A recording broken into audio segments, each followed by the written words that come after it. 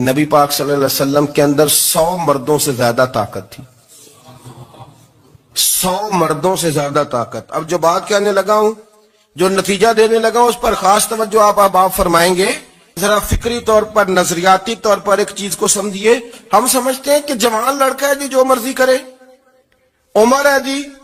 آپ ذرا بات پر غور کیجئے گا کہ حضور صلی اللہ علیہ وسلم میں طاقت 100 مردوں سے زیادہ ہے، اور حیا کنواری لڑکیوں سے بھی زیادہ ہے۔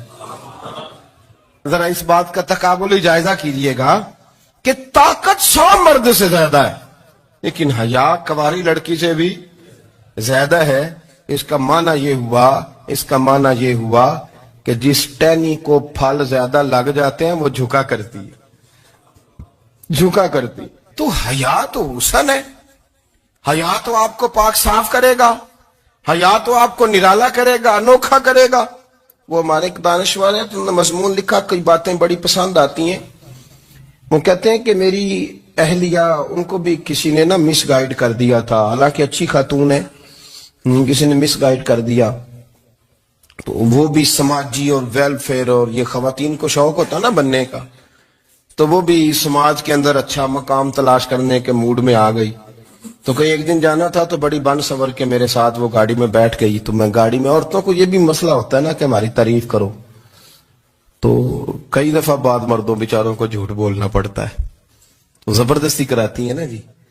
تو اس میں گنجائش بھی دی ہے شریعت نے گنجائش دی ہے کہ کبھی بیوی کو راضی کرنے کے لیے خلاف واقعہ بات کرنی پڑے تو کر لینی چاہیے، تو وہ کراتی بھی ہیں۔ 3 موقع پر خلاف واقعہ بات کرنے کی اجازت ہے، واقعے کے خلاف بھی آپ بات کر سکتے ہیں، جنگ کے موقع پر 2 لوگوں کو صلح کرانے کے لیے اور بیوی کو راضی کرنے کے لیے کر لیں کوئی ایسی بات، بے شک اپنی طبیعت پہ جبر کر کے کر لے، گنجائش ہے، اجازت ہے۔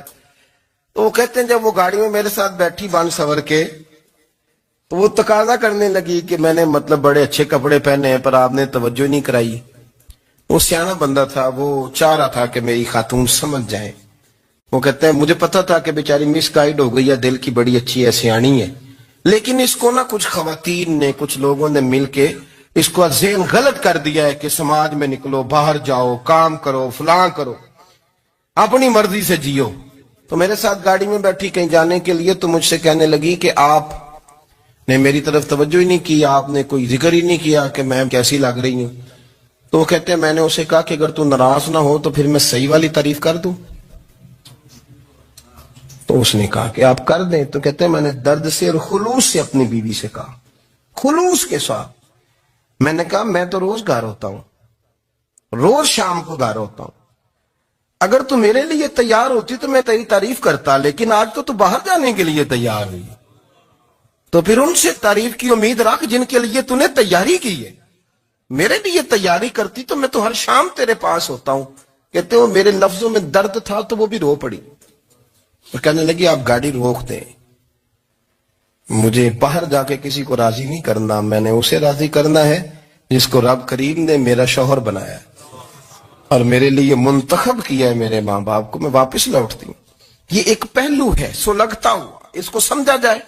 رسول کریم صلی اللہ علیہ وسلم عرب کی کنواری لڑکیوں سے زیادہ حیا والے تھے، کنواری لڑکیوں سے زیادہ حضور حیا فرمایا کرتے تھے۔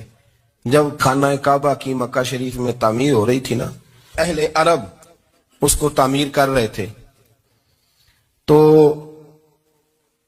نبی پاک صلی اللہ علیہ وسلم اپنے چچا حضرت عباس کے ساتھ خانہ کعبہ کی تعریف میں مصروف تھے۔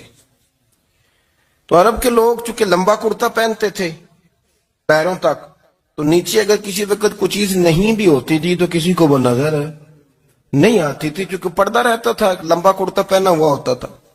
تو جب بچے، سرکار کی عمر مبارک بھی ابھی تھوڑی تھی، تو اس طرح بچے جب نکلتے تو وہ کئی دفعہ اپنی تہمت اتار دیتے نیچے سے، اور کوئی مزدوری کرنے لگتے تو 3-4 طے کر کے تہمت کی کندھے پہ رکھ لیتے، جس طرح کبھی دیہاتوں میں لوگ کپڑا سر پہ رکھتے تھے کہ اوپر اگر کوئی وزنی چیز رکھیں گے تو وہ تکلیف نہیں دے گی۔